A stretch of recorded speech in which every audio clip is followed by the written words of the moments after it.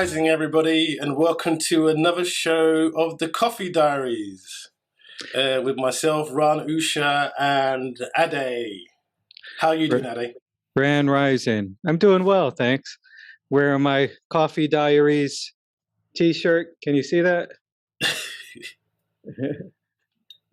Yeah, the Coffee Diaries t-shirt where you could get, I'm not sure where at the moment, but if you really like one, let myself or Ade know.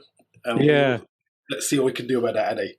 Yeah, because soon they're going to be hard to get. So, do you know? And the ones that we have, are they're special editions. The first one's off the press.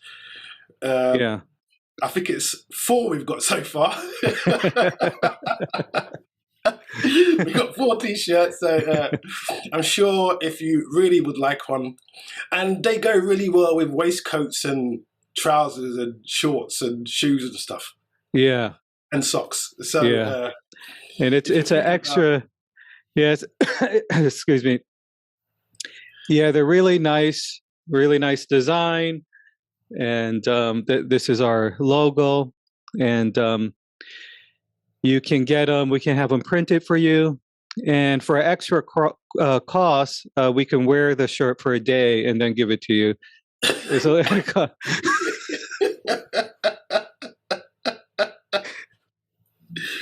Yeah, and like I said, they go with any pair of trousers or socks or shoes. So they go with pretty much everything. So I got my water today. I had my coffee earlier. So a strange thing happened when I woke up. I just woke up on my own at exactly the time that I set my alarm clock. And I noticed that my alarm clock didn't go off. My battery was dead. It was in the charger, my phone battery. So I don't know what happened. Do you use an alarm clock or? No, I don't use an alarm clock. I usually wake up pretty much the same time every morning. And I learned this trick once, and I read it in a book years ago. I cannot remember what the book was called, but it said, before you go to bed, say to yourself over and over the time you would like to wake up for about a minute. And then what happens is you wake up at that particular time. Okay. I mean, that's a good trick. Yeah. Yeah. And someone was saying as well, if you bang your head on the pillow, so if you want to wake up at 8 o'clock, you bang your head on the pillow 8 times. And then it goes into your mind, and then you wake up at that time. Yeah. And I must say, I think it kind of works.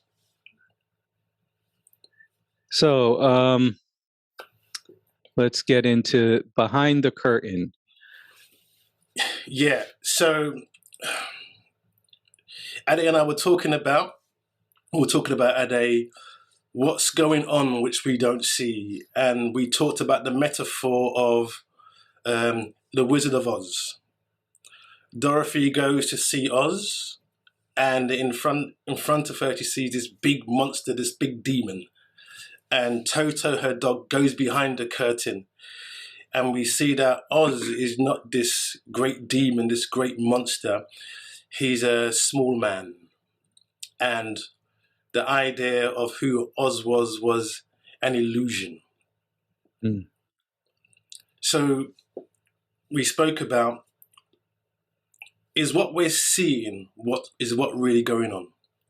Is there more to it? But at first glance, we get caught up in the drama of things. So what about if, rather, instead of being caught up, we sit back and we look and we see? Is what we're seeing really what we're seeing? And also, in ourselves, are we being triggered by things? Can we look at really what's going on inside ourselves rather than just reacting? So what's going on behind the curtain of outside there, and what's going on behind the curtain of ourselves? Yeah. So I thought that was an interesting metaphor. Yeah, and I think the thing that um, the catalyst that started this discussion was the incident at the Oscars with Will Smith and Chris Rock. I'm sure people are sick of hearing about this, but it was very interesting because I found that I was triggered for some reason, and yeah, I noticed that a lot of people were, and there was one side of opinions against another side, and both sides are very strong in these two perspectives. Um, and I felt like had one perspective, and then I started to look at, what is like beneath the surface of this, because there's a surface of the incident, but like, why does everyone care so much about this? Like, we have a war going on. There's a war going on in the Ukraine. There's so many different things going on in the world. This thing even took over news over COVID, which was like the big news, and again the war in Ukraine, and like it was like front page, and it's still this big. So many YouTube videos, so many TikTok videos, so many Instagram videos, so many different takes on this one incident. And yeah, if you break it down, it is something that, on the surface, one guy slapping another guy. Okay, it's not like huge news, but it's at the Oscars. So then you and I talked about, well, what is what is this? What's behind the curtain there? At the Oscar, why does it? Why also the reactions there? Like the show went on. No, nothing stopped. Everything went on as usual. Even when Will Smith won the Oscar, everybody did a standing ovation. It's like nothing ever happened. Like nothing ever happened, which was, it's like, it was very strange. It was very strange. And you and I talked about the fake laughter. How sometimes we're hiding an insecurity through this laughter, and you see at the Oscar and other awards when they, this Oscar was no different. There's the typical comedian. Sometimes it's Ricky Gervais, or Chris Rock has done it several times, and seemingly this joke was sort of a mild joke compared to some of the other comedies they did before, jokes that they've done in the past. But there was I don't know, the reaction was pretty big to the joke, but then the how everything just went on as if nothing happened was very strange. Yeah, and I think one of the things, if we even rewind a bit, did what we think we saw really happen? I've heard suggestions that it was a staged incident. Is what we saw, what really went on? And I think is to look at the Oscars is about razzmatazz show, and they talk about what they're wearing and all this kind of stuff. Are these distractions away from other things which are going on in the world? But this takes, even here in the UK, I was walking in the supermarket, and there's a stand with all these newspapers, and every single front page was Will Smith and Chris Rock. Is there something that we're being pointed to look over there, but really what's going on is over there? And to take maybe a step back, look and breathe. And I was reading that that Pfizer who did the vaccines are now sponsoring the Oscars. And so I don't know what that means. So on the first thing, I think especially when it comes to the mainstream media, when we get force-fed a lot of opinions and ideas, is it now maybe time that whenever we see something, is to stop, look, and ask ourselves, is what we see, what really going on? Are there other agendas going on? And that puts you in a place of, I think, you're not being caught up or dragged into things, having these arguments, maybe just looking back and saying, okay, let's just see what is happening, what is going on. And the Oscars as well, it's about show. These people are actors. They are actors who can turn on and off emotions, and that's what they're paid to do. So the whole thing is a kind of a game, a charade. Is there something we can look into deeper into that? And I was reading as well that in recent years, the viewership of the Oscars has gone down. Has this got something to do with it? Are we getting caught up in the fame, celebrity, these concepts that have been created but have no real actuality to them at all? Yeah. I mean, it seems so. I don't know if it was staged or not. It's it could have been. There's anything is possible. But even just looking at the surface thing, the reaction, there is something very important with taking that step back, pausing, and before jumping into the mix, the battle, the picking the sides and doing all of that stuff, is, and I think you had mentioned it before, just noticing what's going on within yourself, because it's really not about the outside stuff. It's not about really the slap, as you and I had mentioned before. We see violence every day on the media, and is saturated on YouTube or whatever the movies that we watch. So it's not really about that.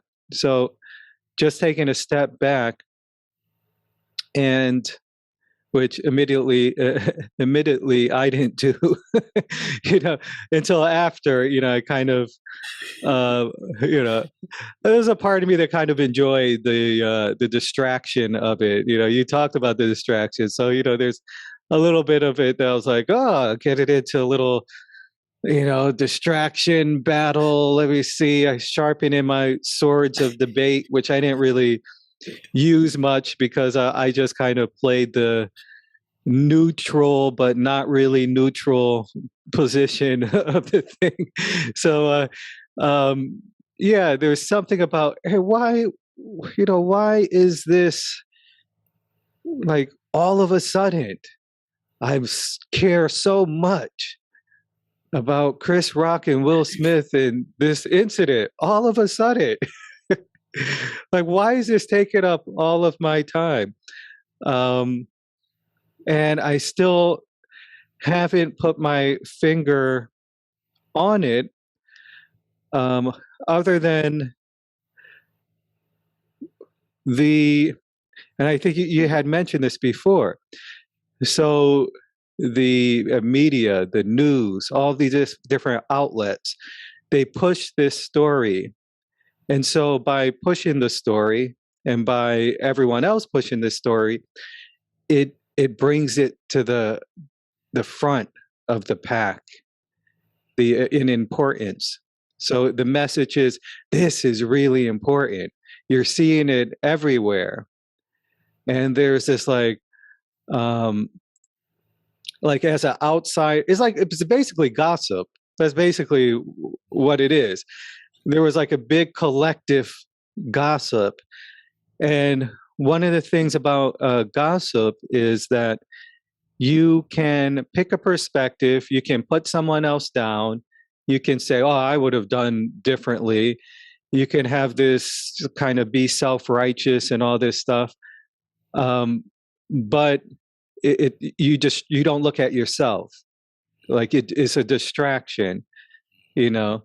And the timing of it, when everyone is kind of, feeling, some anxiety. There's the war going on. There's COVID. There's work is unstable for a lot of people. All these different things. So it's like, like a collective distraction, a gossip. So we're all being gossip. Or we're all been gossiping. We're all in these other people's lives. Nobody, like so many people were just either back in Chris Rock or Will Smith as if it was their brother or something or their son. Like like mixing the movie star, this person, this illusion with like, I know this person, this is like a family member, you know, and we do it in all different aspects of life, with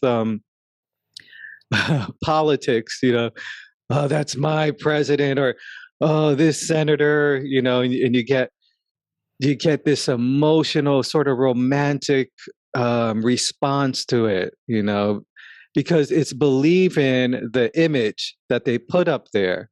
And politicians are good at it. Movie stars are good at it. And it's not even that they're necessarily, well, at least movie stars doing it to manipulate, but it's like we kind of are looking for that fairy tale sort of thing, that kind of, oh, Joe Biden is going to save, the world, or, or even the, who was it? The first Supreme Court judge was just nominated in the United States, and first African American woman, I think, was nominated, and people were very excited. And yeah, my mom was really excited. She was like, they were going to do the celebration, and she was sitting there ready for the celebration to watch, and she was excited that, oh, there's it was like a big thing. And then, like, I don't know if I'm cynical or what, but my response is like, oh, okay, it's it's, I don't know, it doesn't mean much to me. So there's like, what's the next thing, and then there's going to be the next thing, the next thing, the next thing. But um what are the people doing? What is the president doing? Like, what are all these people doing? What is their life really about? Other than the sort of optics of it. Like, it's really cool to have this kind of person, like, I don't really get caught up in all of that stuff. I mean, it's nice, and but like, even in terms of left wing and right wing agendas, let's say people on the left, I'm, the Democrats get everyone in the Senate and they're really happy. Okay, that's great. But it's the same people, it's the same. Yeah, I guess the question to ask is, it's wonderful when somebody breaks through that glass ceiling. So a black Supreme Court, or a woman who's got to a particular position, or the First Nations person. But then again, we got to breathe, look, and see, okay, now what are they going to do with the power that they have? Are they going to be able to push forward ideas? Let's see. Yeah. I think if we look at history, so many times our people's hopes have been raised and then dashed. Mm. So maybe it's time now is to really stop buying into these things and really just look and insist that things are really done, and not get caught up in the razzmatazz of it all. Because these things are not a show. There's real life, there's real people, there are real circumstances going on that need to be addressed in this world with, basic things, hunger, poverty, starvation, exploitation, racism, sexism. Let's see what we can do. And when we have an incident as massive as it was, and you're in the UK, well, I'm in the UK, you're in New York, and I'm sure this was worldwide. And it reminds me, Ade, do you remember when I was in school and there was a fight going on somewhere? You would hear the words, fight, fight, fight, fight, fight. So everyone would run to where the fight was taking place. And most times you were too late to see it. Yeah. And there'll be this gossiping going on. And for the rest of the day, we'll be talking about it. It's just the same thing. But now, because we have the internet, we can actually get to see the fight and replay it and watch it and talk about it. So is there a difference between what was occurring in school when we used to run to go and comment and watch these two people fighting, to what we saw? And are the reactions the same that we had when we were 12, 13, 14 to now adults? Mm. And I was thinking, I don't really see much difference. Is that now we can watch it and replay it and discuss it and talk about it. And also just thinking about it, when there was this incident in school, it was really hard for the teacher in the next class to have some kind of control, because no one's thinking of their maths or their geography. Yeah. We're all talking about, oh, do you remember, did you see that? What's going on there? So we're not really, our minds have been focused on that. And what does it say about us as humans, as us as beings, when we can be so easily swayed and manipulated to focus our concentration on a particular thing? Mm.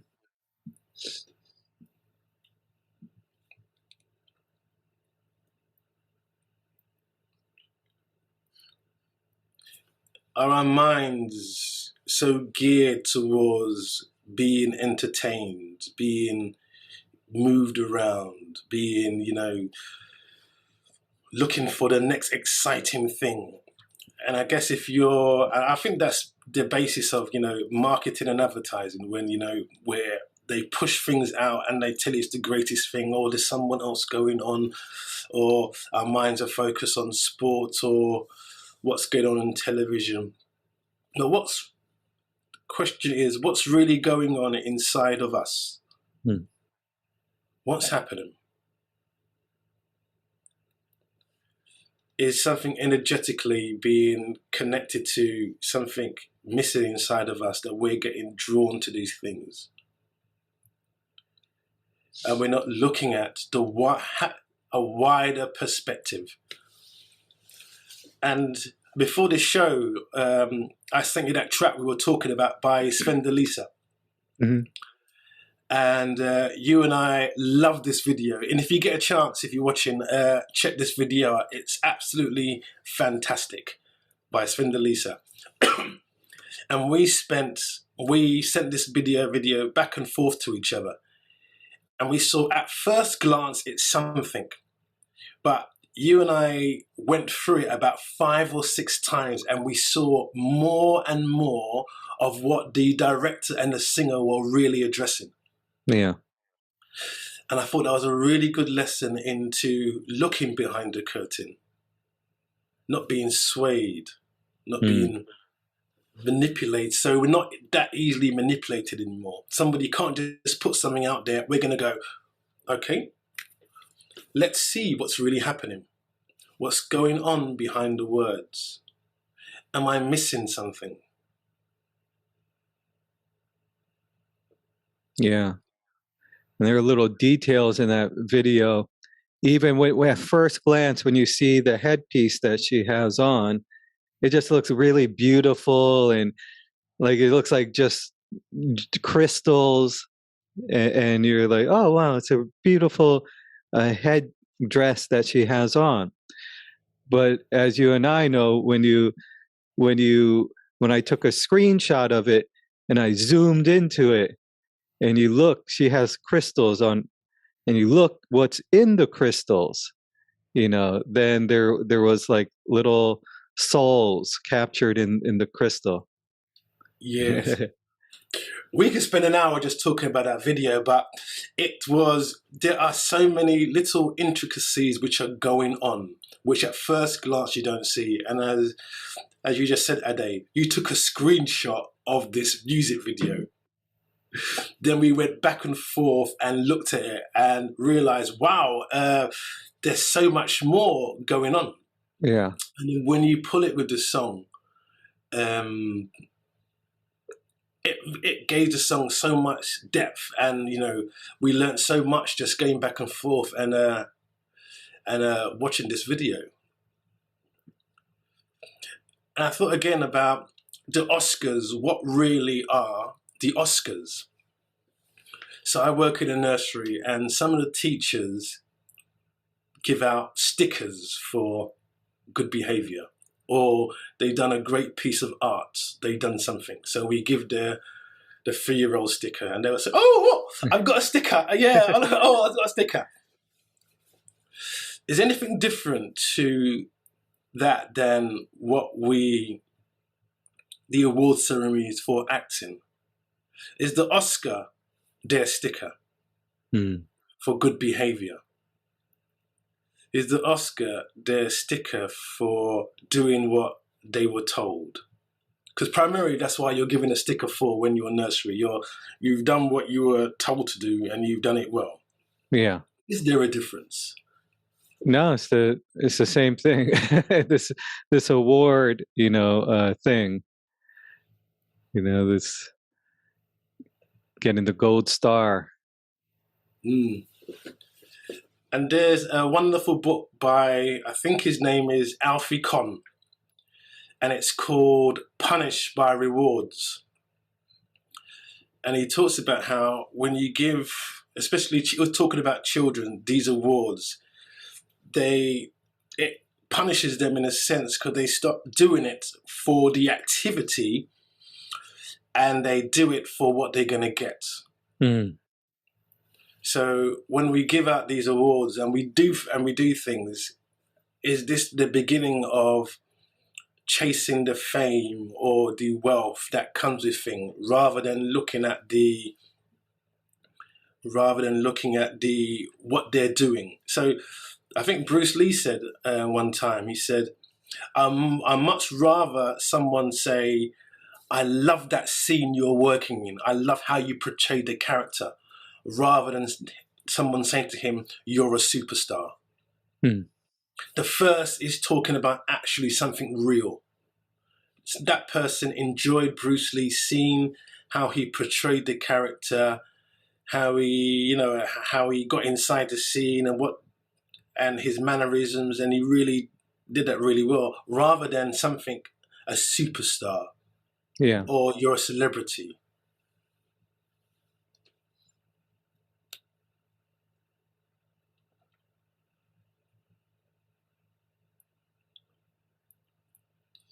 And maybe looking at these award ceremonies now in a different way. Why do we even have them? Why are they still there?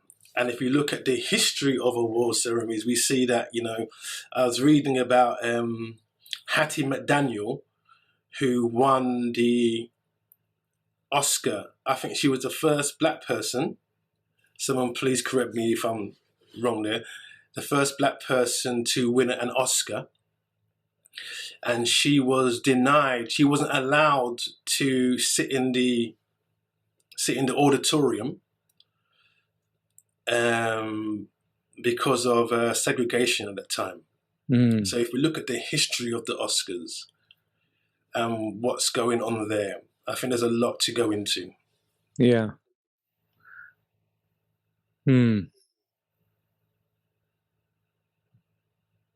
Yeah, so the award thing is, yeah, it's strange, because it sets up this thing of competition and being the one on top. And I've been watching this series, F1 series, and it's on Netflix, so it's all about winning, winning, winning. And even the teammates on for the for each, like Ferrari, Mercedes, there's usually two drivers, and so the teammates are working together, but each one of them wants to win. Each, like every player says, driver says this during the series, that you want to beat your teammate. So you want to beat your teammate, but you are a team, but you still want to be in first place. You want to win. It's all about winning. And so, what message, what does that result in? And where does that come from? This thing of winning, like, what do you win? Like, really, you get a trophy, you get an Oscar, you get this thing. What is the opposite of that? What would be another? What would be another way to engage in things if you don't get the prize at the end? Ade, can I ask you, what does winning mean?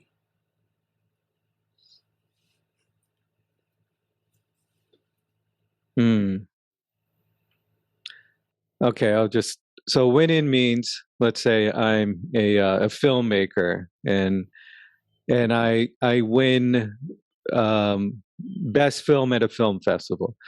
So what does it mean? It means that there were some judges that viewed, let's say there were 10 films. I was among the 10 top films. So they viewed the 10 films, and they decided, well, Ade's film had the best story, the best acting, the directing, the cinematography, and the majority of the judges, let's say there's 5 judges, they all kind of felt the same way. So, so I won. And then I go up on the stage and they say, well, I'm sitting in the audience, Ade, you win. And I go, well, I win. I go up on the stage and get the reward, and I feel, I've arrived. So I've arrived. All this hard work and energy that I put in to make this film, it was recognized over all of those lesser films. So I'm better. I've won. I've been recognized. My film is clearly by the judges is a better film. So I can ride. I'm okay now. Now I'll be okay for a little while. I'm good enough. I'm filled. I've been recognized by these people of my excellence. These people have recognized my technical excellence in filmmaking. So now I'm recognized that I'm excellent. They approve of me. I'm approved of. I'm validated. They have the highest validation that I can have. I have, and so I take my award, and I go home, and life goes on as usual, and kids get upset at something, and they don't they recognize that I've been validated? That, like, the person at the supermarket just gives me they have an attitude for some reason, and they don't give me the right, I'm thinking, as does this person know?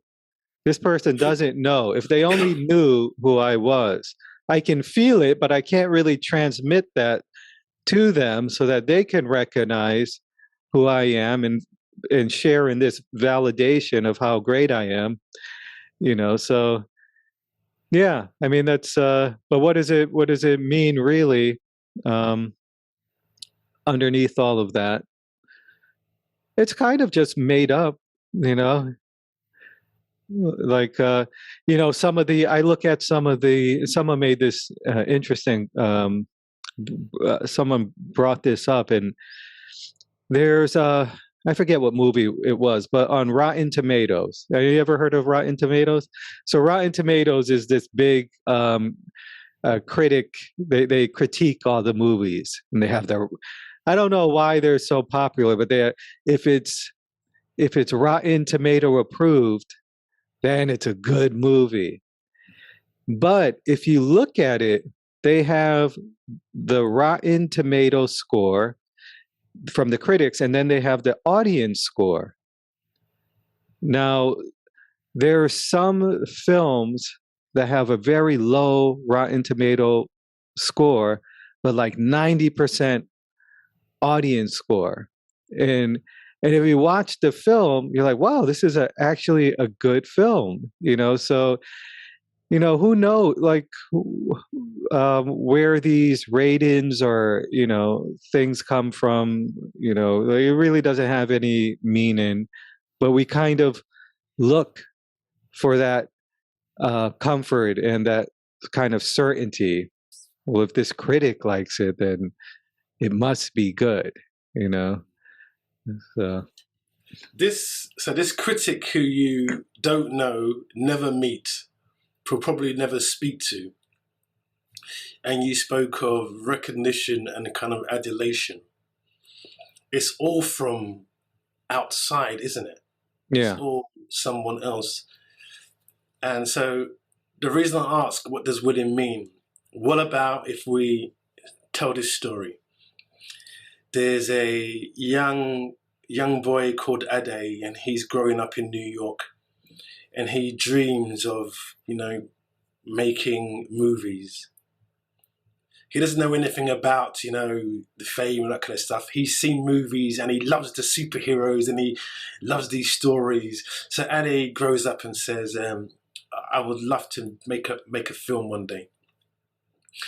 So he goes along and he writes his poems and he writes his scripts and he's excited, and maybe he reads them to his brother or sister or to his mum, and he reads them sometimes. He's doing this, and then 10 years later he still has this dream. So he goes to art school, and from this dream of a 4-year-old, which has been carried on now to his late teens, he's able to get a group of friends together.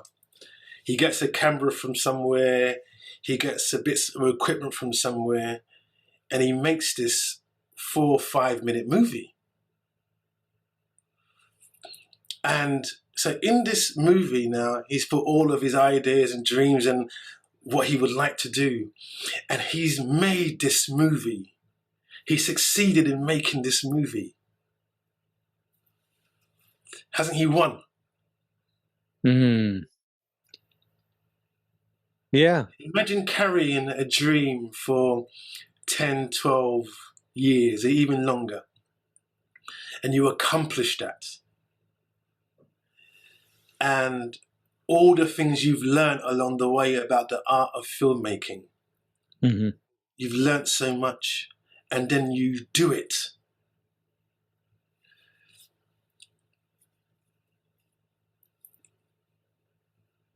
That's success, isn't it?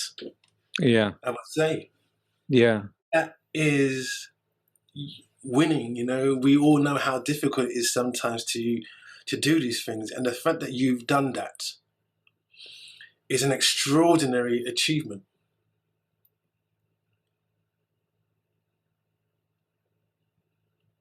And some people may like the movie, and some people will not. That's the nature of, I guess, any art form. Yeah. But what you did when you made the movie, you did it with heart, you did it with love of your craft, you did it with wanting to learn, you did it with creating something.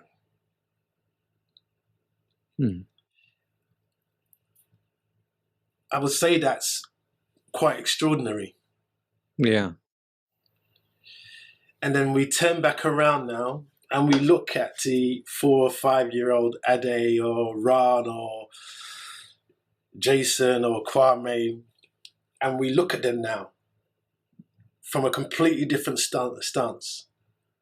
And we see the road that they took to get to where they are. I would say that's quite extraordinary. It is. Yeah. Yeah, quite so. And I think there's another thing about winning as well. Hold on one sec.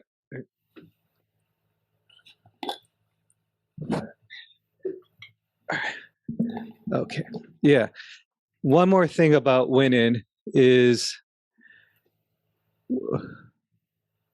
if there's a winner, then it must mean that there's a loser as well. You know?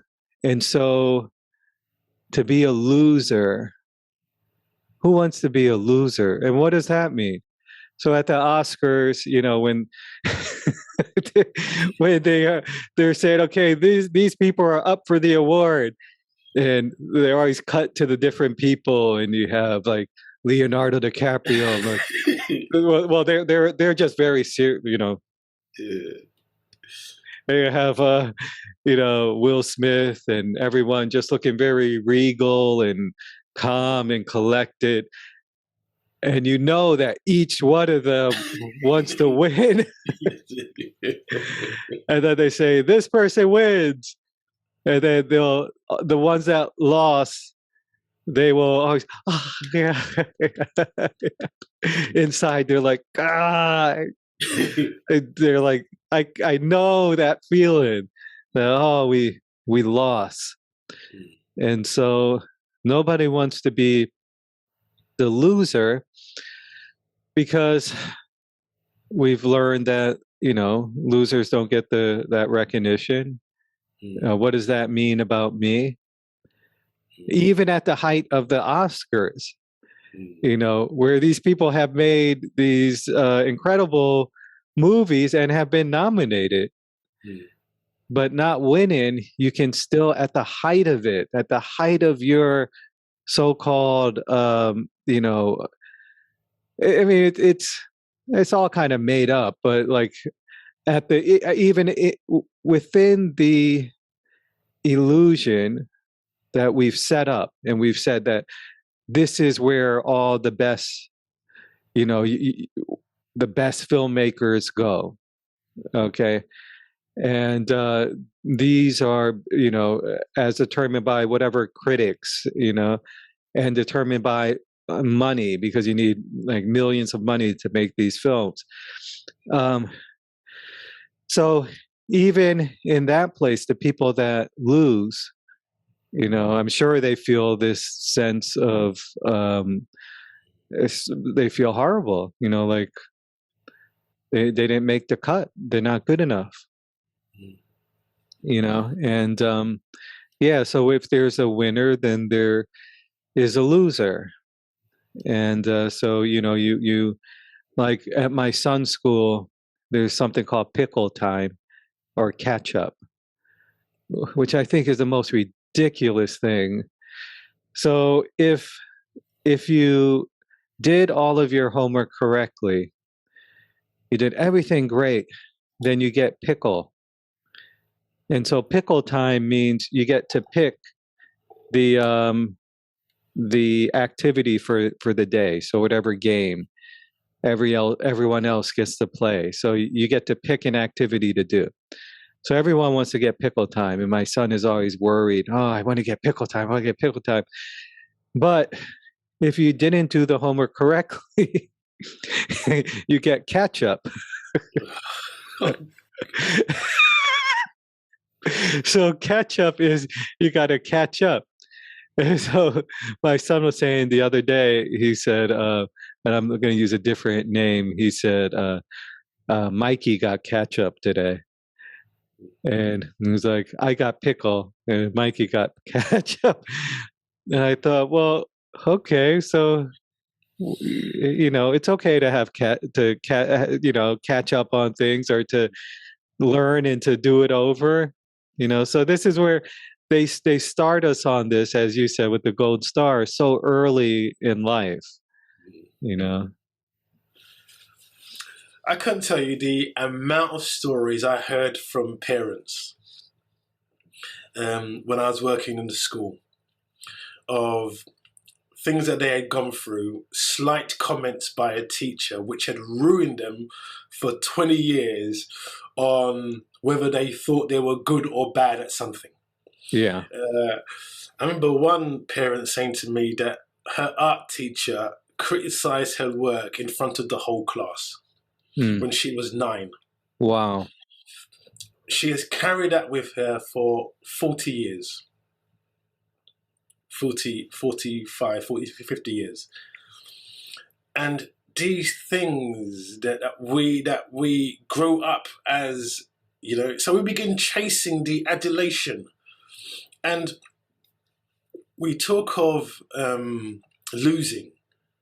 So I guess what they see as losing is one person succeeds and you don't. But have you ever, Ade, when it seemed like you've lost at something, but you realize that seemingly defeat at the time was the greatest thing that could have ever happened to you? Yeah. Which looked like, from one perspective, that you didn't succeed. But without that thing, it wouldn't have spurred you on into a different way of looking, a different way of being.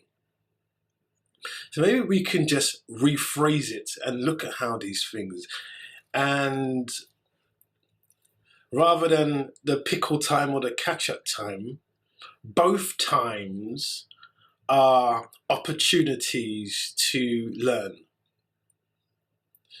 You've succeeded in a task in the 8-year-old school. Now, we don't say, well done, fantastic, here's the gold star. We can say, oh, great work there. How can we learn from this and go forward? And rather than give them the catch-up time, we say, oh, wow, how can we learn from this and move forward?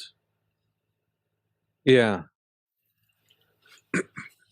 Because the one who's done the catch-up time may have something to really share with his class that he won't have an opportunity to because he's perceived as doing catch-up time. Yeah. Exactly. And I think it's what it teaches, the catch-up time and the pickle time, is that the importance of fitting someone into doing things a certain way and not really exploring, because if you look at the people with the catch-up time, then there is some lessons there that I think, as you were saying, that everyone can learn. What is it that, okay, you looked at it this way, you thought it was this, why did you think it was this? Or maybe you didn't understand this, why did it not make sense? Then try to learn from it. Maybe it doesn't really make sense. I mean, I wasn't a good student. A lot of times I looked at the work and it was like, this doesn't make any sense. My mind was going a different way. But we're fitting our young people to be a certain way so that there'll be another cog in the wheel.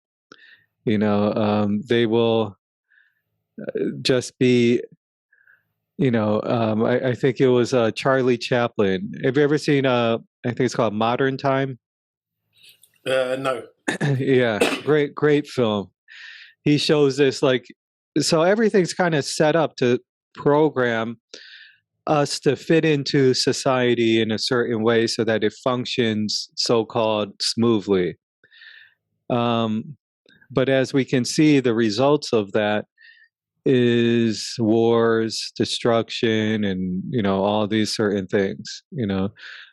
Like, in a way, this winner loser thing is going on in the war in Ukraine. There's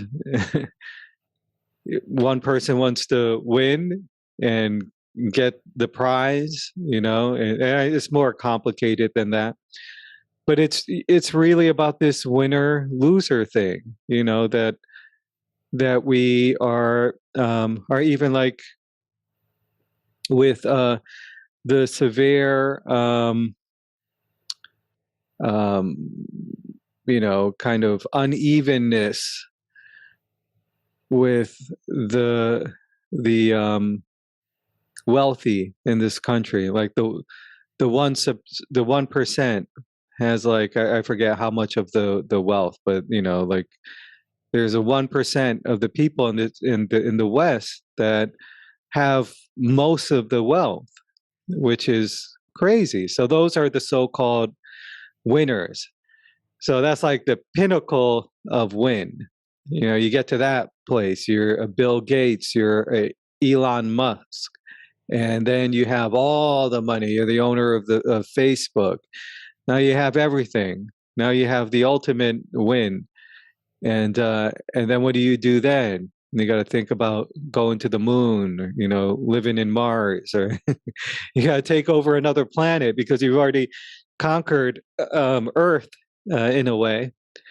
And so, like, this mentality of just thinking about the self, then it's very delusional because you've kind of separated yourself. You only win when everyone else around you wins as well. The Elon Musk, the Bezos, all these people would be nothing if it wasn't for the workers, a lot of them which aren't paid well. The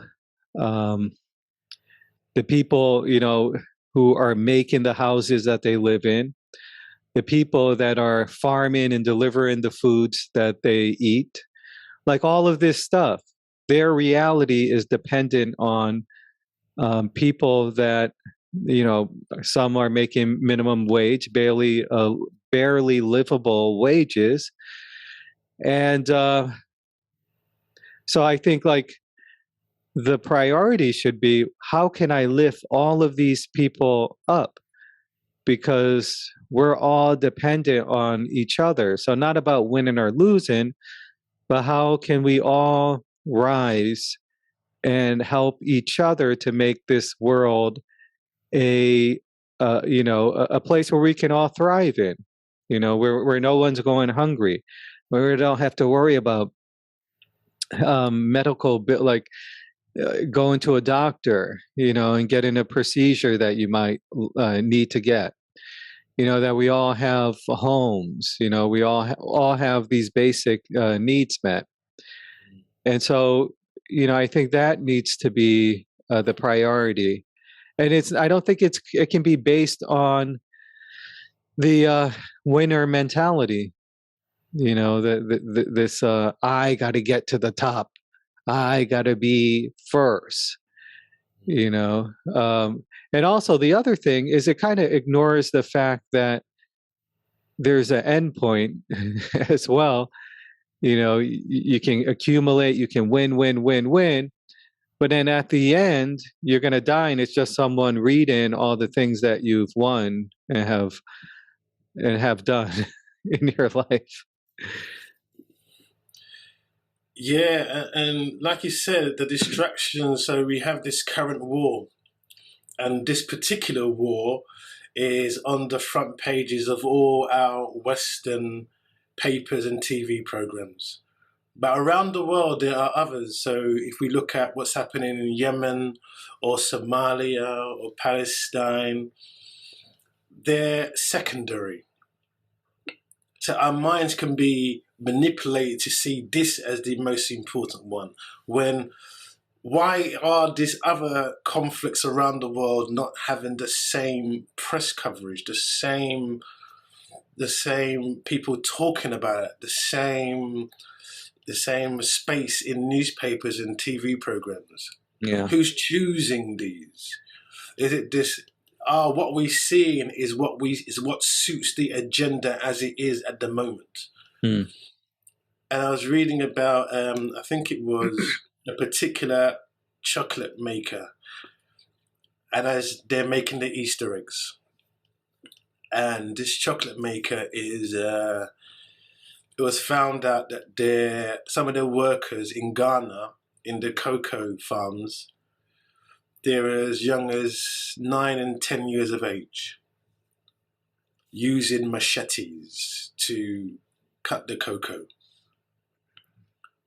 So on the surface, we have these wonderful, bright cream eggs for Easter. But what if we step back and we ask, where are they coming from? Yeah. Who's making them? Because if there are children or anybody being abused to create this demand, is it something that we would accept for our own brothers and sisters? Mm. Or do we accept it because they're over there? Or do we say that we don't know about it? But I would say maybe in this day and age, we all know about it. So are we choosing to be oblivious to it? Yeah. I think we're choosing to, a good deal of us. It seems that that's the way, because then I think maybe one of the reasons the safety of not going behind the curtain a day is that you can keep this false illusion, because once you go behind the curtain, you have to look at everything. Yeah. And that may be where you buy your clothes, what food you're eating, where's your meat coming from, what you're watching on television. Is it really real? Mm. What's that guy in The Matrix called? When he wants to go back in, what's his name? One of the characters, and he meets Smith, and he wants to go back into the Matrix and says, "Oh, make me a president or someone really important." Yeah. Yeah. Because the realism of being out of the Matrix is tough. He says, you're living on this ship, you eat the same goop every day, I think he says, and you're seeing the reality. Because when he sees the Matrix now of the green dots or the zeros and ones, he sees, you know what? The red dress, the beautiful woman, the award ceremony, this wealthy guy, all they are zeros and ones. Yeah. All they are is zeros and ones. Yeah. I think one of the reasons maybe stopping not going behind the curtain is once you go behind, you're in, I'll use your phrase of the black hole of I don't know, and you're then opened to all what is going on. Yeah. You're open to things that maybe you don't want to look at, which is going on in the world, but also things we don't really want to address in ourselves. Yeah.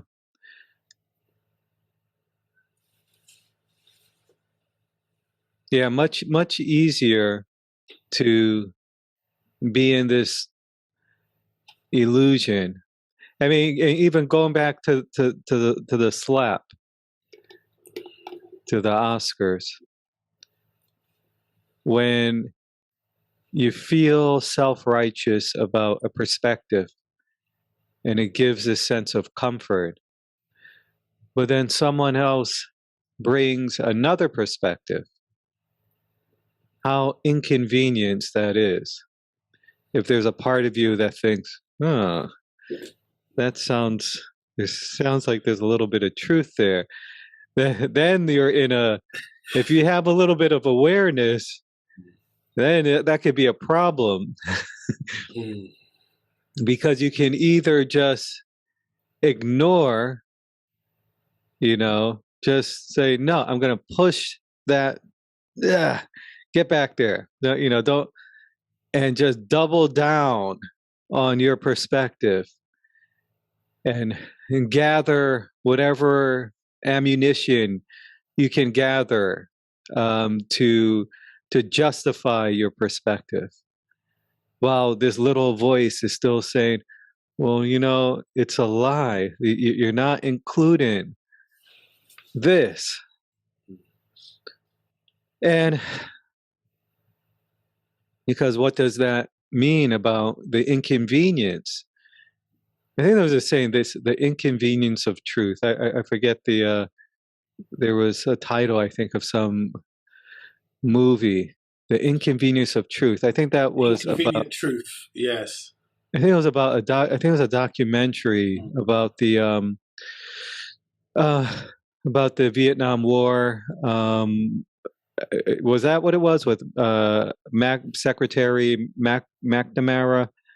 The Inconvenience of Truth, or yeah, maybe that as well. The one I remember, I think it was on the environment, The Inconvenient Truth. I'm not too sure. Yeah, I forget, but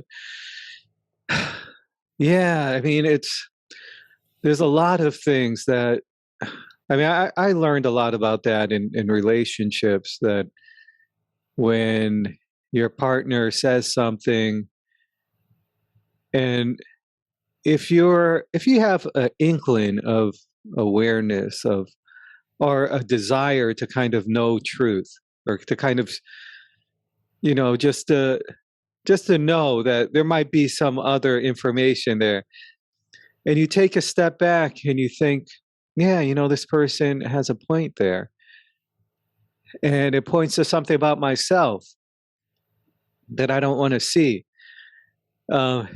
And you may not like that it's coming from this messenger in certain moments, especially if there's anger involved, and you're like, I wish it was from anyone else but you at this moment. Because first of all, I don't want to tell you that you might be right, that I got to look at that and kind of, cultivate the humility it will take to do that. And then just to kind of, so it can feel like a little death. And it's always a good one. And it's those things like, it's an example of losing something that, a good loss. You lose this false sense of reality, this illusion that you're holding on to, and you lose it. It opens up to something else. Sure, it can be uncomfortable. Growth is a lot of times uncomfortable. There's a lot of discomfort at times. But I found that after the letting go and the humility, the body feels, the body knows what's true. The body feels it. You could play all these games in your mind and try to turn it into whatever, and try to use rationalization, intellectual masturbation, whatever you want to do. Find people on YouTube that agree with you. The body's always going to be like, you're BSing yourself. But once you let go of that and you like, oh, okay, this can be true, and it doesn't mean what the other person's saying is the whole truth, but it just expands, and it kind of, the body relaxes. Okay, I don't have to hold together this lie anymore, and you get to, I like what you said, Ade, about the little death. Could you go into the little death of who and the death of what? The death of who I think I am at this idea, who I think I am, or and who I want you to see, who I want you to see me as this person so bad, you know, like I'm the good spiritual Ade. I'm the good spiritual Ade. Like, you're gonna say this about me? Didn't you see that I meditated this morning? How dare you? Like, are you crazy? I meditated for like an hour. And haven't you noticed I've been doing this spiritual work? I do all this self inventory. I write in these books about these things and I do all these works, you know. I'm just using an example in my life where I've gone through books and books of every night doing this inventory, just looking at all these kind of my uh, things that, you know, where selfishness comes up, where whatever, like all this daily thing for years and years and years, I would do all this work. And then for someone just to say, well, wait a minute, what about, look at this that you do. I was, this person is delusional. You know, I go into it bad. This person is like, and then I'll use my spiritual, okay, it's okay. You know, they are not at this level yet. They're in this delusional place. Let me just be open. Yeah, okay. Yeah, you feel this way? You're allowed to your feelings and thoughts. And that's okay. I'm accepting of your feelings and thoughts. Meanwhile, they're not feeling that from me. They're feeling this bullshit. They're seeing through it. And they're like, so I'm still not getting this reaction.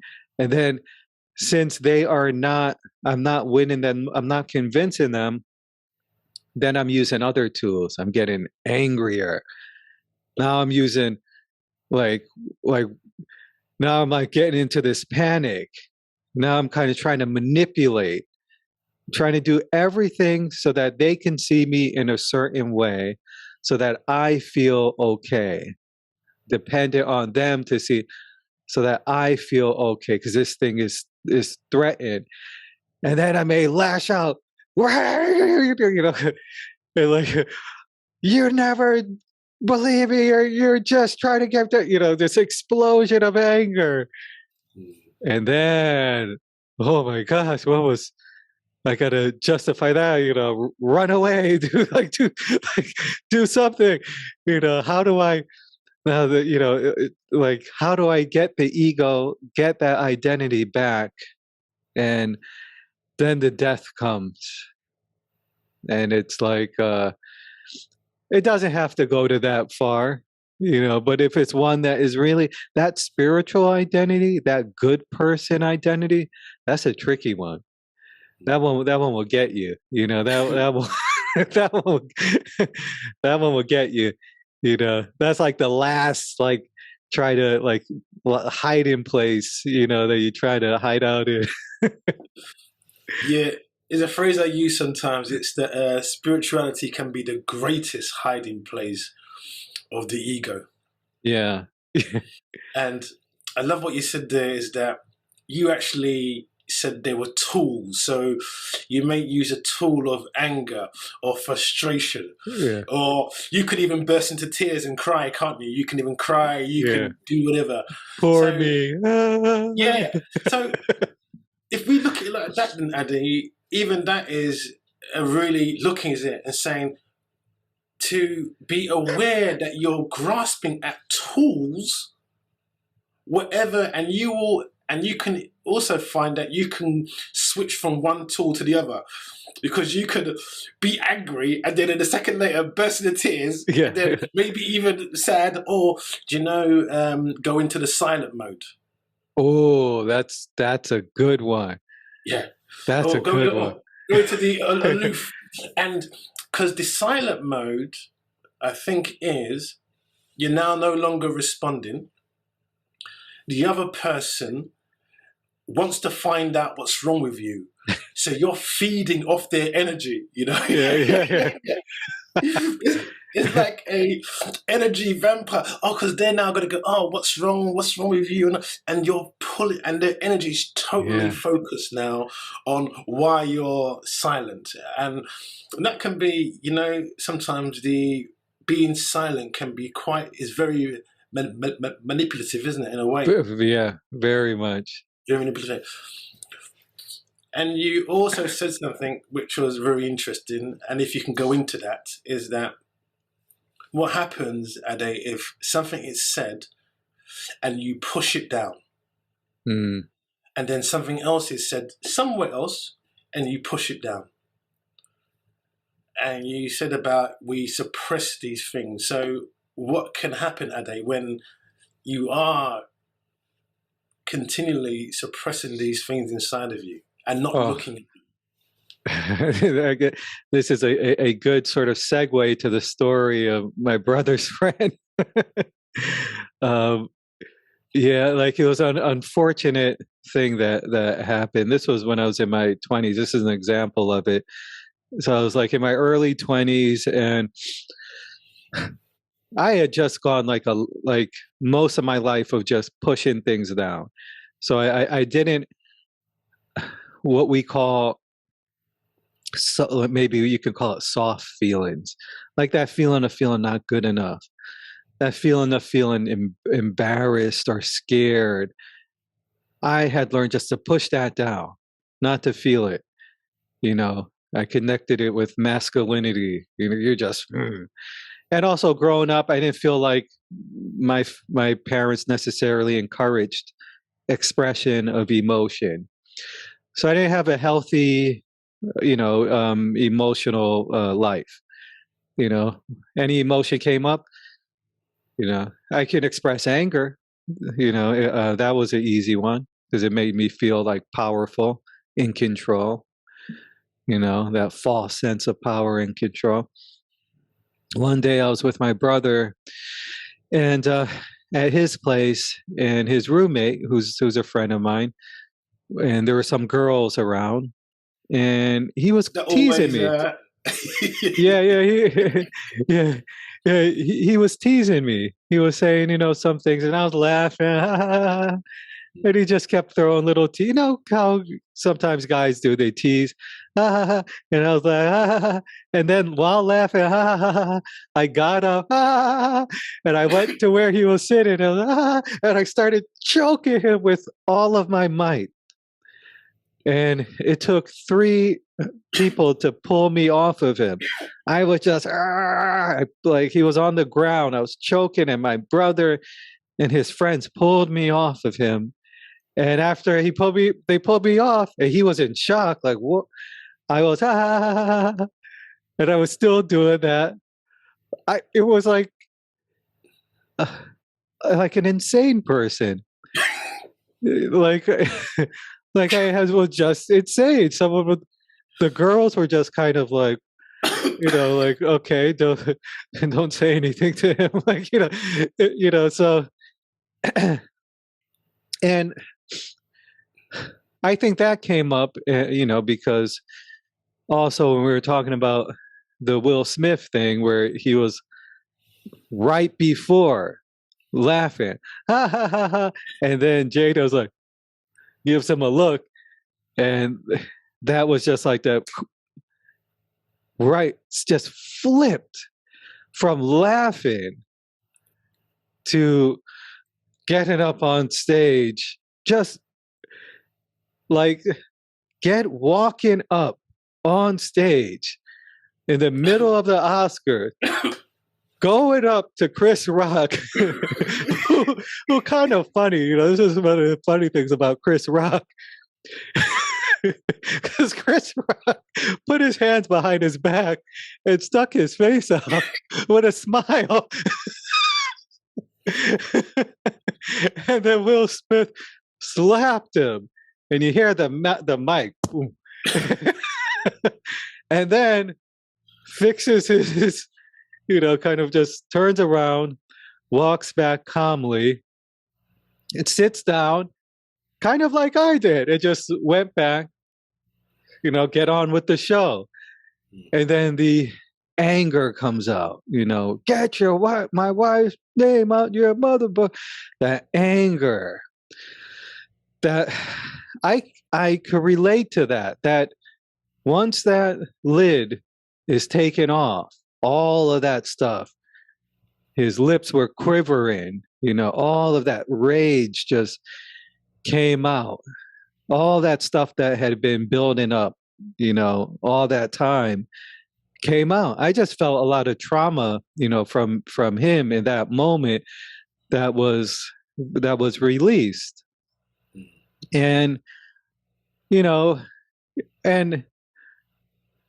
obviously, I don't condone the slap or anything like that. And I felt bad for Chris Rock, but I also empathetic with Will Smith, not putting aside, the money, and like people say, well, he has all this money and everything. That doesn't mean anything. It's an example of you can have all the wealth in the world and have unresolved trauma and stuff from childhood, that comes up, and societal trauma and generational trauma that at that moment just came up. A very human moment, that we saw there, So yeah, it's an example of just you can have that identity, you can be the movie star, but he kind of like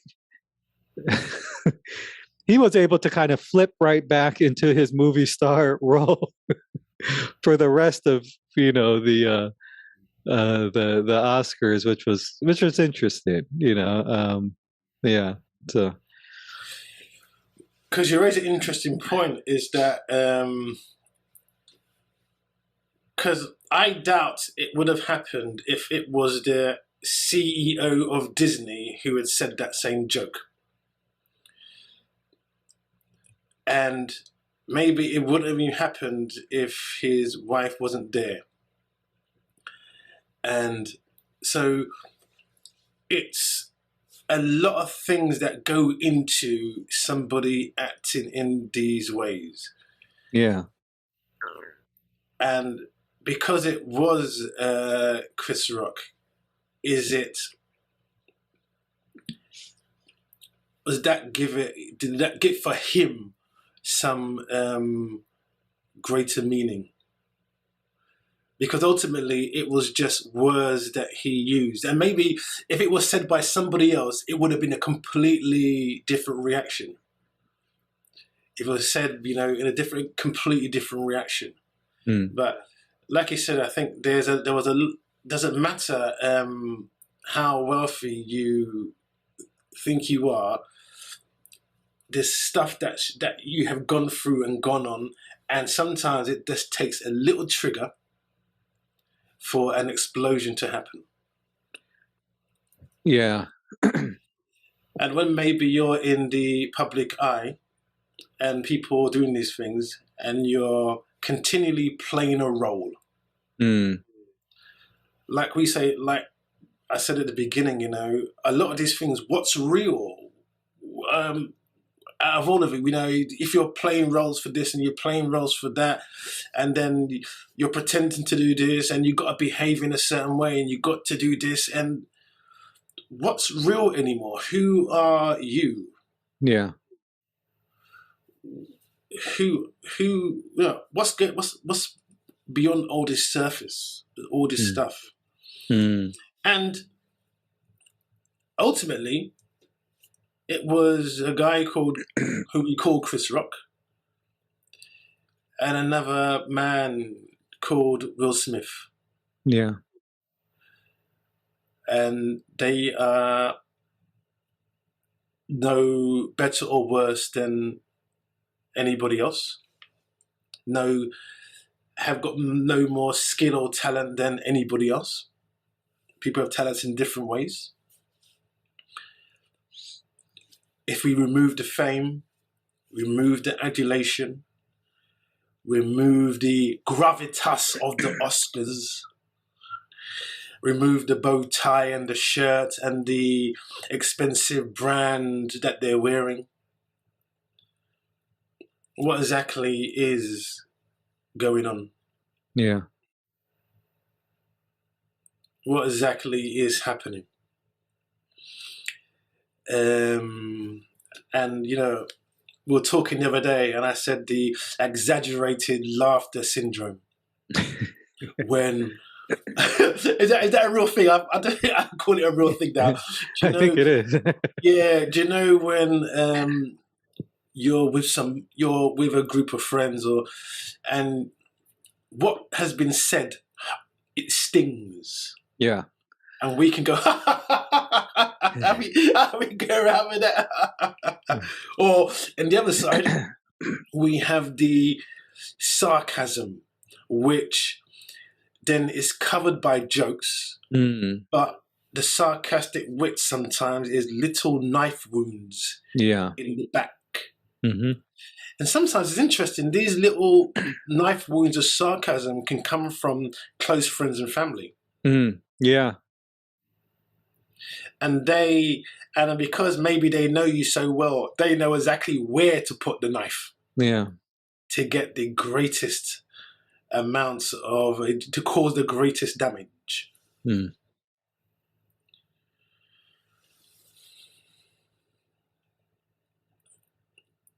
I think sometimes we need to look at how we are relating to others in the words that we use.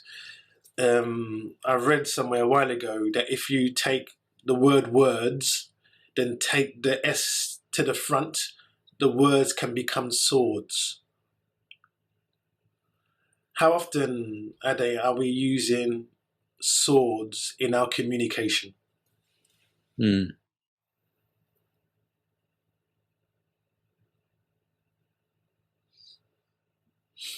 How often are we disguising little digs as humor?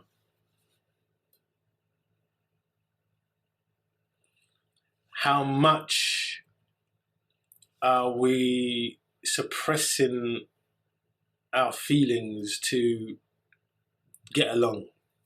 Yeah. And not looking at them, not, so so rather than, something happens, is to see, oh, you know what, I can feel the triggers, what is this trigger going on inside of me?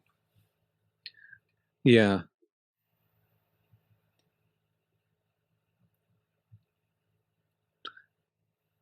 And why is it that when we grow up, that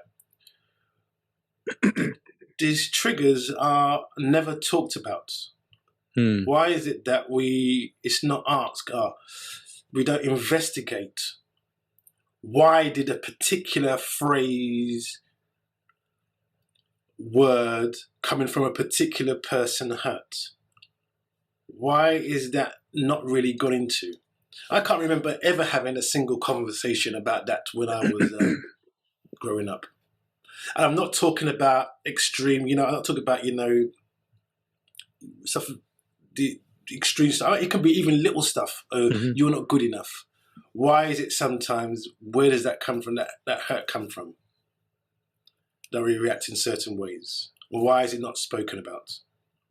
Yeah. Yeah, it's so important to speak about it because we can live our whole lives trying to be good enough, because at some point we've taken it that we're not good enough, You know, even as a child, you know, if a child is crying, you know, and I've done this before with my kids, you know, when my 6-year-old was crying, and like really like crying, but like a angry cry, and it wasn't like a pleasant cry, so I just wanted her to stop crying. and and I was, you know, I was like, why, you know, like she was like, will put herself on the floor and like just cry, like just, and I'm like, why are you crying? Like I was getting frustrated and angry, and I was kind of, the message I was given was like, stop crying, you know, like it's not like if she had just a sad regular cry, I would have been okay with it, but it was like an angry kind of ah, you know, like very emotional. And I felt like this, oh, I don't like that. You know, it just felt somewhere in my gut. I didn't like it. It didn't feel comfortable. And then while crying, she said, you don't like me when I'm like this. And I was like, oh my gosh, that was a wake up call. That was a wake up call. I was like, oh yeah, like I don't want her to grow up like I grew up, like thinking that, afraid to show emotions. Yeah, so like when she said that, I was like, I don't, no matter how uncomfortable it might feel, like whenever my kids cry, you know, I try my best just to allow myself to be with that uncomfortable feeling and explore it within myself while being there with them and letting them know that it's okay to cry and to express and to, you know, like I have a few examples. And like I was with my trainer the other day, and I gave him, you know, he drove with me to open up the gym, you know, but he forgot his key, and he was, fuck, oh damn it, I forgot. And he was upset because he didn't want to waste my time. I could, you know, that was probably part of it. But he saw that I was smiling, I was fine, and then he was like, "Oh, I left it at, you know, like I don't know, what do you want to do?" You know, and I was like, "We could drive back and go pick it up." And he said, "Okay." So while in the car, he looked at me. He said, "David, do you ever get angry?" Like, because he saw like, why don't you know? He was just curious about it. And so even in the training, he tries to get me to get some of this stuff out. Like he's like, I want you to do this thing, you know, this drill, but put some emotion in. I want to see some feeling in it, you know. So, and then the other day, like a few weeks ago, I was sitting down eating with my daughter, the eldest one. She's 22, and I said to her, "How are you doing?" No, she said to me, "Dad, how are you doing?" And I said, "Oh, everything's okay." It was a lie. I lied. I kind of just did a quick check and just said, "Yeah, that sounds like the best thing to say." And I said, "How are you?" Like right away. And then she stopped and she said, "No, Dad, how are you doing?" And I was like, I felt like threatened, you know, like, oh, what's going on? Like I felt immediately resentful, immediate resentment. Like how, like I'm okay. And then she said, "Are you sure?" She said, "Oh, this is what got me the resentment." She said, "Dad, do you have feelings?" And I said, "Oh, I work on these things. How dare this person? Don't you know all of the emotional work and feeling all this garbage and stuff going on in my head?" And not conscious of it, but that was like the feeling, being found out.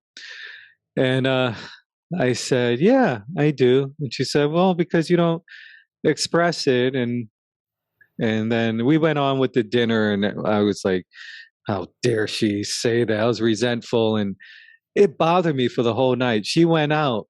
I was sitting down. It was just stewing inside of me, like bothering the heck out of me. Like I was so like, how can she say? Like, why would she say something like that? And then I knew it's because it touched something. That's why it bothered me, and I don't want to look at it. It touched something she saw, and I didn't want to admit to it because that would mean it would be vulnerable, and the image that I wanted her to see or whatever. And she's my daughter, and there's the father, that illusion of, whatever father daughter role, this nonsense. And I think it was like, I think I probably talked to you that day or the day after. And that's like when I shared all that, you know. So like I shared with her, I text her and I told her how I was really feeling. And then I was talking to you, I think the day after. And we were like talking about, I forget, like just like some of the stuff that we talk about, like some ideas for stories and everything. And the whole time while I'm talking, I'm like I feel like I need to share this stuff. I feel like, but then the voice was like, no, that's not appropriate. Let's talk about like don't share it. Like, what if all this nonsense? And as soon as I shared it, you received it like, oh yeah, like very well, and like all like it was just like I was just like, actually, I'm feeling lonely. I've been feeling sad for like 3 weeks. I just wasn't sharing it with anyone. Like just like, and not even really, I guess, to myself in some ways. So like all that finally came up, and so yeah. Ade, can we approach this monumental question, this life-changing question, in a different way? The question of, how are you? Yeah. Because how can it be answered in a true kind of communication with okay? I mean, so you know what? So wherever you are, you know what? You have a body, you have lungs, you have blood going through your system, your kidneys, what you've been eating, the feelings and emotions, what you've seen, what you've experienced, what you've learned, and we pushed it all aside and say, yeah, I'm okay. What does that mean? yeah, I'm cool. Yeah. So what's really so okay? So when we do this, I've done it a million times. Are we talking and using words but not communicating? Because what's going on? I mean, and if I say to you, Blase, yeah, how you doing? And you go, yeah, I'm cool. Yeah, we do this kind of stuff. Have we actually exchanged anything meaningful at all? No. Because if we were to come up to you and the stuff that we talk about, and so we'll say, we might be talking about. The other day we were talking about the migration of birds because I watched this podcast and what's possible, what is consciousness, the life. We both doing some writing and investigating what has held us back, what is freeing us at the moment, what we're looking into, what we've learned from the freeing of things. This can't be done in a 2-second response. Yeah. This can't be done in a okay.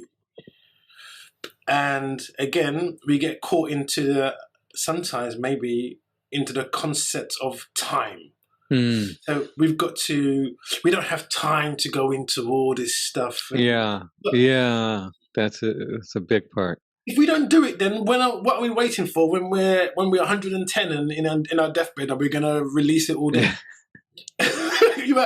And isn't that the very point that we're here to communicate? Because what I'm okay because I've got to run to the shops and pick up a packet of tea or whatever it is. Yeah.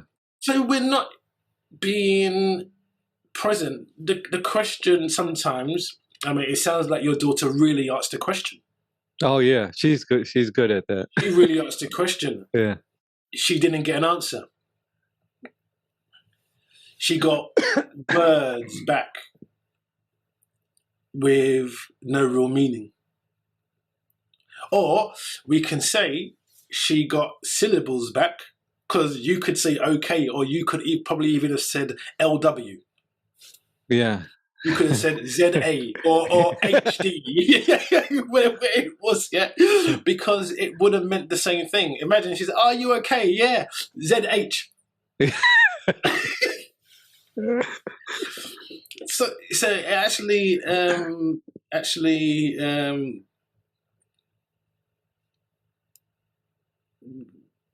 we're not being in the present with the person, or even maybe with ourselves. Are we thinking that we don't want to waste their time? Or, you know, that interesting one, oh, they don't really want to hear what I've got to say. Yeah. Am I really good enough as a person to reveal, to have this long-winded communication?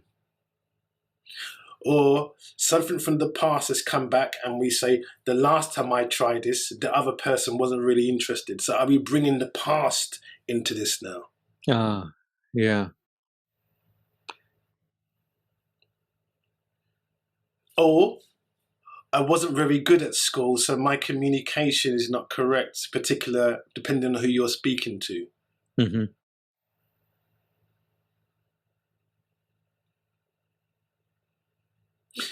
Also, I don't really want to do this.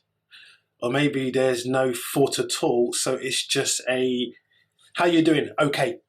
It just came out. Yeah. How you doing? Okay. Okay. It's like it's being splurged, not even. So who is it? If it's like mechanical, then isn't it? It's the mechanical.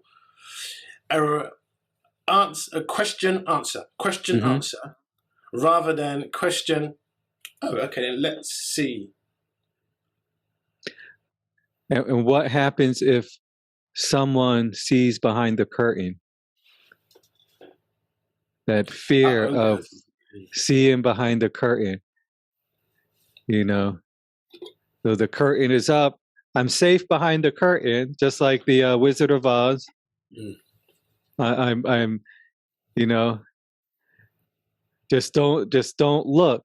And then the other person has a curtain up. Here's my curtain. Hey, how's it going? I'm doing pretty. I'm okay. How are you? I'm okay. You know. So there's these two curtains, and like, okay, just don't look behind the curtain. Hey, look. And you pass each other. So look. And then you go, okay. And then you go inside, and you're like, okay, I'm safe now. They didn't figure me out. They didn't see me. They didn't see me. So you're not seen. And then you don't see the other person as well. And then you just go on your iPhone and, you know, put some fancy quotes on Instagram that we need to connect with each other.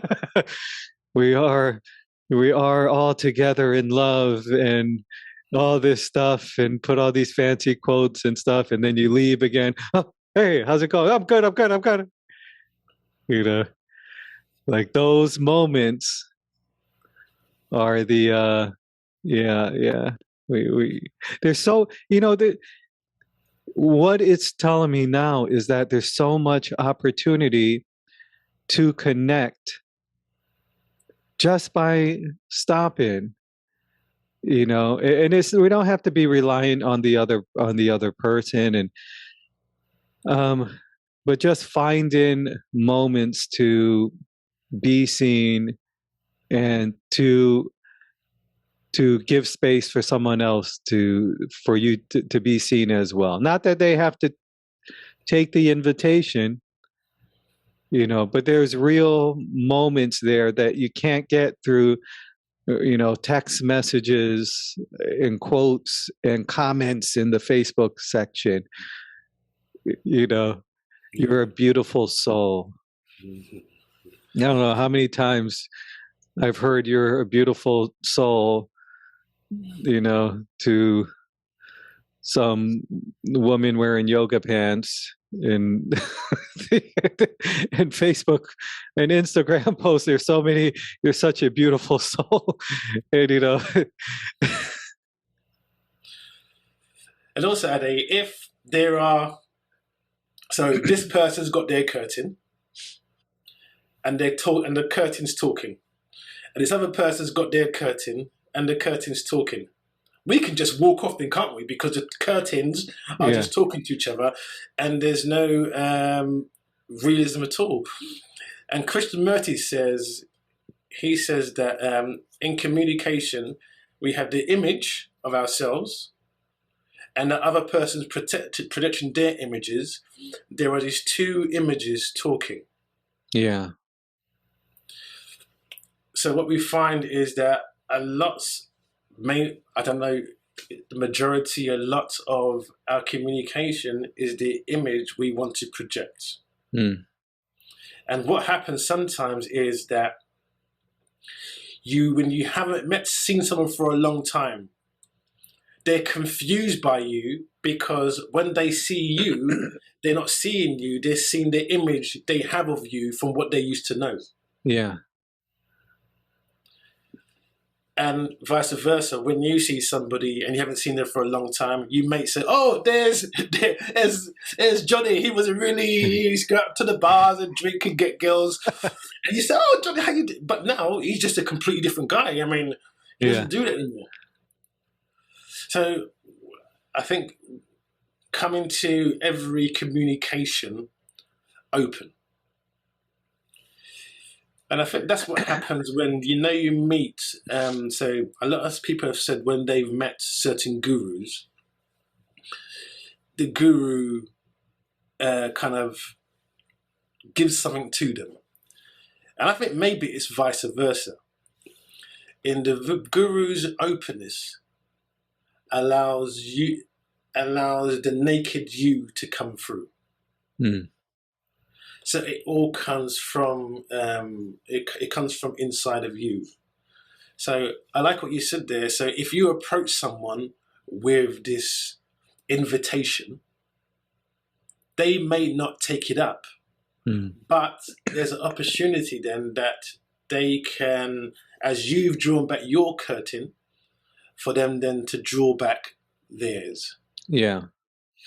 And we see not a wizard, not a spiritual guru, not a master, but whatever, who, what I is. Yeah. Yeah. I like who was it? UG Krishnamurti as well. He would say, at the satsangs, the one guy was saying, sometimes I feel great frustration by what you're saying. And he said, no, he said, there's no frustration. Yuchi said, there's no frustration there. And the guy was getting so frustrated. You don't see, there's frustration. He's like, no. He's like, you're just like a dog barking, there's nothing, so it's, like, what is that really? I go into, when you go to nature and I talk and I meet the geese, and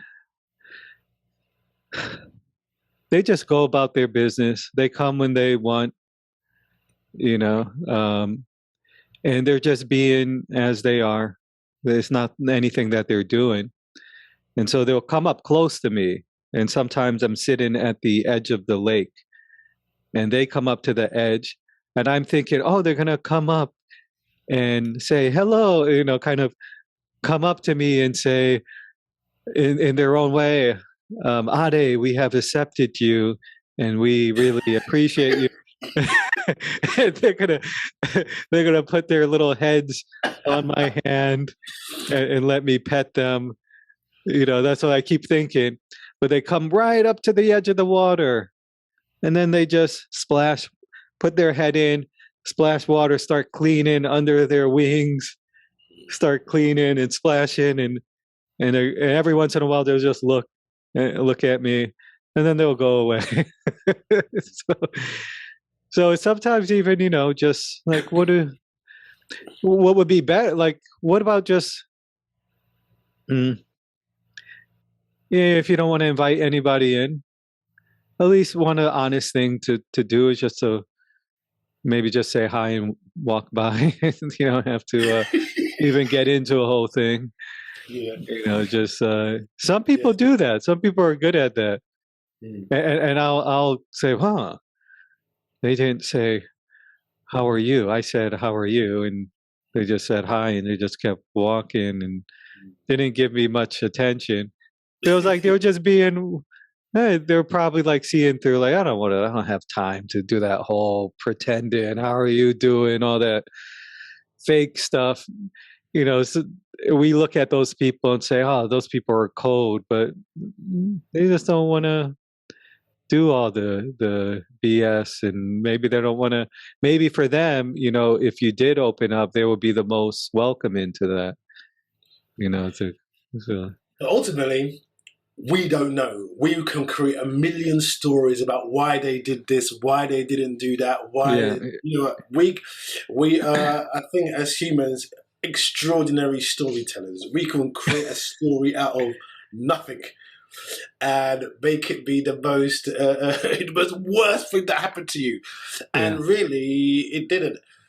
I was listening to these, I can't remember who it is now. There were just two people, and they had been in a dispute for 14 years. And they got together finally because they said, okay, how you doing? Yeah. Neither of them could remember what the dispute was about. Wow. Neither of them could remember. And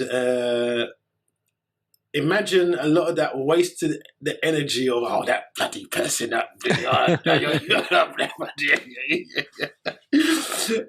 they don't know. And I guess, when we look behind the curtain of all of these things, whether it be politically, so we're not swayed, whether it be we start looking at, we're not moved by media or entertainment, and we can really look at what's going on. I think that allows us then to, okay, we're not going to be dragged into the old quagmire. Yeah. Let's find a new way. Let's look at where we can go. Because if we're having the same discussions now that were had 50 years ago, 80 years ago, 100 years ago, we're not really moving. But what about if we look, and whether it be environmental, let's look at a new way. Yes, I have been part of the issue, the problem in my life. Let's look at a new way. In our communication, let's look at a new way. Let's not get bought into the fame gain, the adulation, because it's no essence to it. Yeah. Draw the curtain back and lay it bare. I think maybe until that happens, it's going to be extremely challenging to move on, because we're going to be bringing the baggage from the past with us. So can we draw this curtain back? Listen to that mind that says, I can't, I'm not good enough, I'm not ready. My auntie told me this when I was 5. my ex-girlfriend said this to me 10 years ago, whatever it was. Okay. And look. Why does this particular person with that particular voice trigger me so much?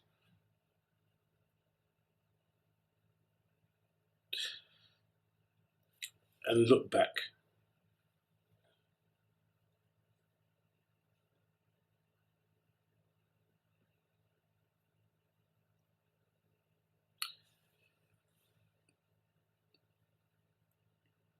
Seeing people wherever they're from as us and us as them.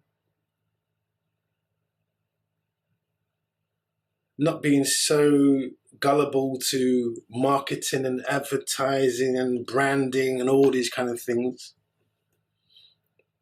Yeah. Seeing that the concepts of winning and losing are really just concepts. Seeing what they call right and wrong are from a particular viewpoint. What if we look at another viewpoint?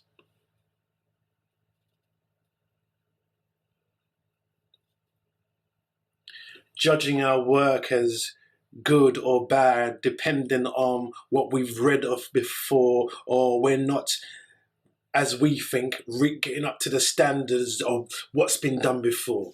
Yeah. So ruining our own work, not showing it, putting it to the side and telling ourselves we're not good enough.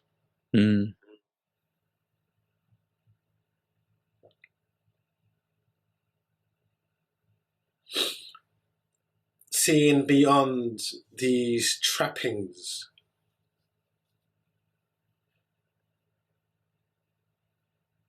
Seeing that maybe that multi-billionaire has got these billions, a lot of it through exploitation.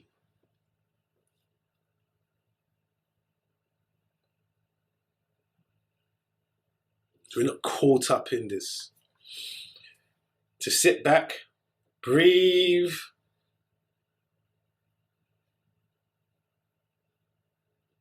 and look, and ask these questions. And when we draw back the curtain on things, it would also at the same time, I guess, draw back the curtains on ourselves. Yes. I think that's a good place to a good thought to end on, and I'm gonna draw the curtain as well.